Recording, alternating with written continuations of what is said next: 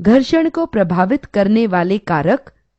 इससे पूर्व के अध्याय में हमने अध्ययन किया कि घर्षण गतिमान वस्तु के साथ संपर्क में आने वाले सतह की प्रकृति पर निर्भर करता है। आइए अब हम समझें कि घर्षण संपर्क सतह के परिवर्तन के साथ किस प्रकार परिवर्तित होता है।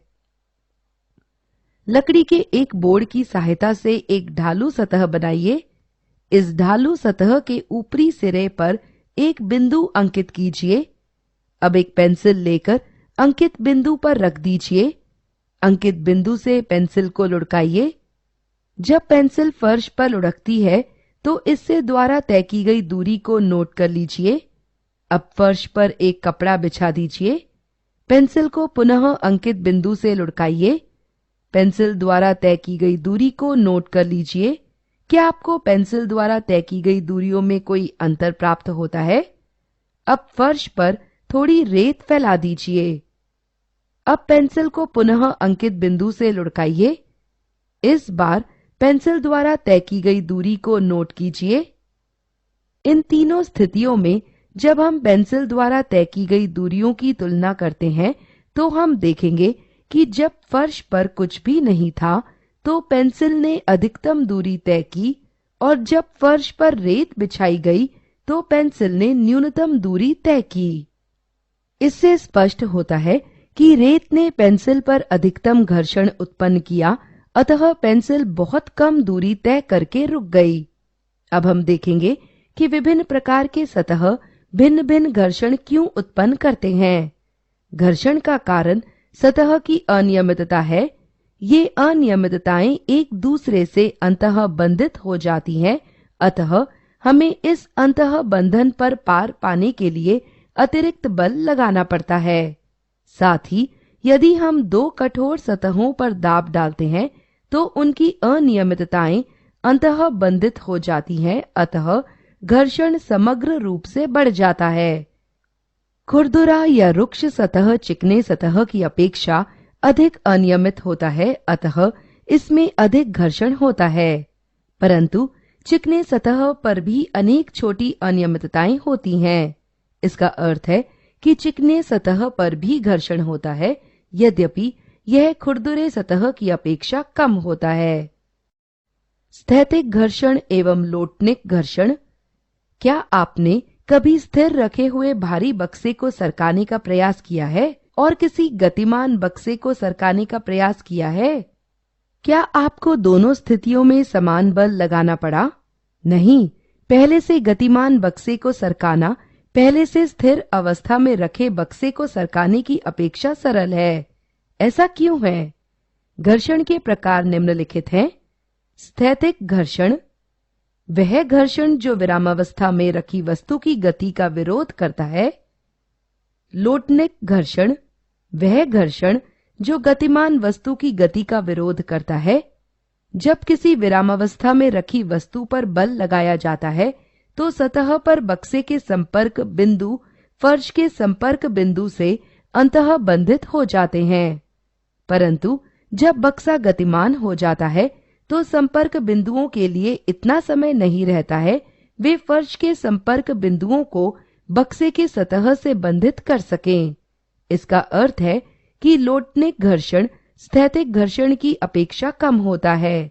यही कारण है कि पहले से गतिमान बक्से को सरकाना सरल है। घर्षण एक आवश्यक बुराई। हमारे दैनिक जीवन में घर्षण के अनेक उपयोग हैं, परंतु दूसरी ओर यह हमारे लिए हमेशा उपयोगी नहीं है। आइए हम घर्षण के उपयोग एवं हानियों के विषय में परिचर्चा करें तथा समझें कि यह हमारे लिए किस प्रकार एक आवश्यक बुराई है।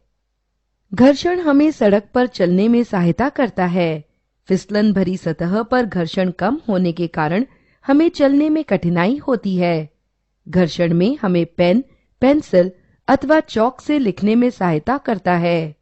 जब हम बोर्ड पर चौक द्वारा लिखते हैं तो बोर्ड की खुरदुरी सतह चौक के कणों को रगड़ देती है जो बोर्ड पर चिपक जाते हैं। घर्षण के कारण वस्तुएं वांछित स्थान पर रुक जाती है। घर्षण के बिना कोई भी वाहन सड़क पर नहीं रुक पाता है। खुरदुरी सतहों के अंतः बंधन के कारण भवनों का निर्माण किया जाता है। इसका अर्थ यह है कि घर्षण के बिना भवनों का निर्माण संभव नहीं है। कील को दीवार में गाड़ने के लिए घर्षण की आवश्यकता होती है। घर्षण रहित सतह अथवा चिकनी सतह पर कील नहीं गड़ सकती है। यदि घर्षण न हो तो हम माचिस की तीली नहीं जला सकते हैं। माचिस के बक्से की सतह खुरदुरी होती है। जब हम तीली को इस पर रगड़ते हैं तो घर्षण के कारण ऊष्मा उत्पन्न होती है और माचिस की तीली जल उठती है।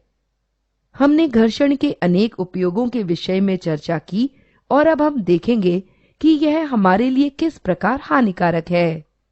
आइए अब घर्षण के दूसरे पहलू को देखें। हमारे जूतों की तली घर्षण के कारण फट जाती है। जब हम अत्यंत खुरदुरे सतह पर चलते हैं तो उसमें घर्षण अधिक होता है। इसके कारण हमारे जूते फट जाते हैं। जैसा कि हमने देखा कि घर्षण के कारण ऊष्मा उत्पन्न होती है, सिलाई मशीन, फैक्ट्री की मशीन जैसी बड़ी तथा छोटी मशीनों से अत्यधिक ऊष्मा निकलती है, जिससे कुछ समय के बाद वे क्षतिग्रस्त हो जाती हैं। वाहनों के टायर अत्यधिक घर्षण के कारण क्षतिग्रस्त हो जाते हैं। अतः हमने देखा कि यद्यपि हमारे दैनिक जीवन में घर्षण का पर्याप्त उपयोग है, परंतु यह हमारे लिए हानिकारक भी है। इसीलिए हम इसे एक आवश्यक बुराई भी कहते हैं। Rolling friction. Look at the football. Let's kick the football. It stops after rolling to some distance. Why does the ball stop? Yes, it stops due to force of friction which is acting on the ball on the ground and acting against the ball towards the direction of rolling. This friction is known as rolling friction.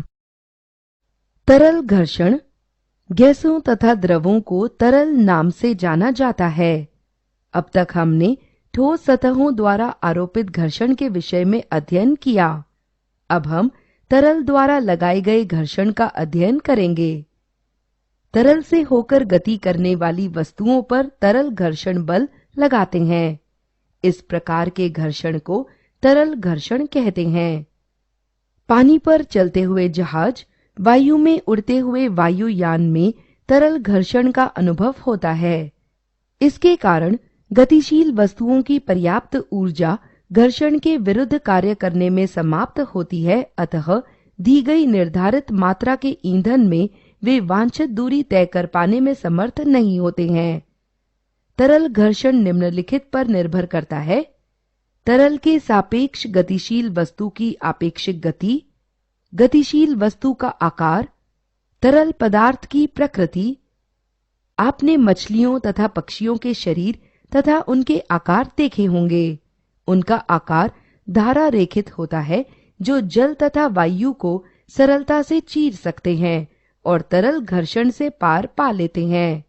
यही कारण है कि तरल घर्षण को न्यूनतम करने के लिए हवाई जहाजों को भी धारा रेखित बनाया जाता है।